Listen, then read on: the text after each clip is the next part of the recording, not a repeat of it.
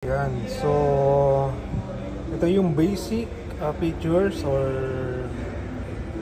description ng ating Fortuner B. So, importante naman din dito yung engine displacement niya. Makikita natin. Well, kung masikip sa area nyo, importante sa inyo yung overall length niya, width, height. Okay. So, tara, tignan natin to. As far as I remember, yung dati walang front camera, walang front sensor. Halos ganito rin yung itsura niya. Ayun, baba na. So, mabigat yung kanyang hood. Pero, buksan natin. So, ito ang kanyang under the hood. So, this is a 2.4 engine. So, dito naman wala naman tayo masyadong kakalkalin. So kung mapapansin nyo, nag-cut ako ng video kasi may kabigatan to. So yung hydraulic niya is makikita natin sa LTD. Medyo matagal na rin nung huli ko na vlog yung Q. Hindi ko alam kung naka-hydraulic din ba yun. So gagawa tayo ng separate video doon. So for the meantime, focus muna tayo kay B. Ayan po. Machine cut. Then naka 360 camera na rin. Meron din sa harapan. Ayan.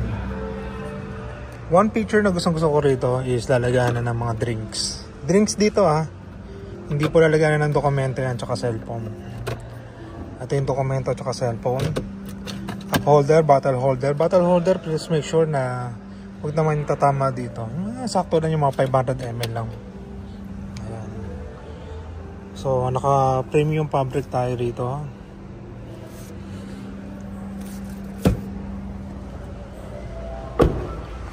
This is a 7 to 8 seater. Okay. Kung papasok tayo, ayan, tumble lang natin yung part na to. Ito yung sa recline niya.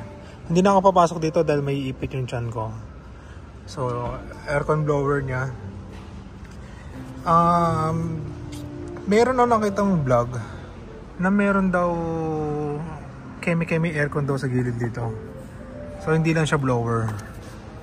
Hindi lang doon ang gagaling yung yung lamig niya. Hindi dito rin sa gilid. Ayan, kangaroo pocket.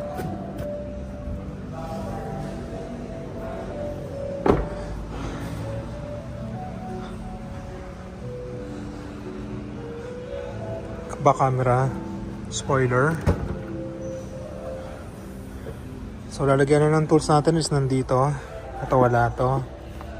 Mating natin, hindi mo na nilagay kasi baka madumihan ng mga uupo. Ayan. So ito yung lagayan ng mga something. Ngayon na lang kasi ulit napunta ng Toyota. So for eye sensor. So wala siyang automatic. Unlike yung dati meron. Yung dati pa yun. So, huwag tayo masyado mag-focus doon. Smart entry. So, foldable automatic na mirror. Pag naiirita ka sa parking sensor mo, tunog na tunog. Itong view, yan yung sa 360 camera, lalabas yan dyan. Okay. Sa fuel tank, sa fuel gate, sa hood, and so on. Ayan. So may paddle shift na rin siya, negative and plus. So ito na yung bago niyang touchscreen. Ito naka-automatic na to. Yung kapag yung naka-high beam yung nasa likod mo, automatic na siyang mag-ibang level.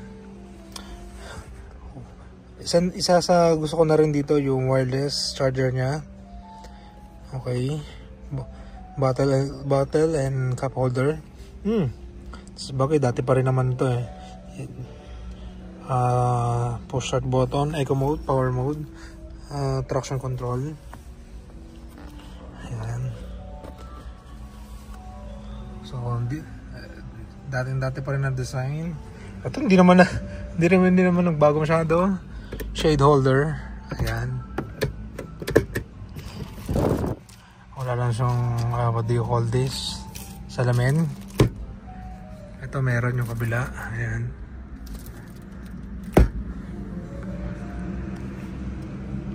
Ikutan na natin yung sasakyan na ito.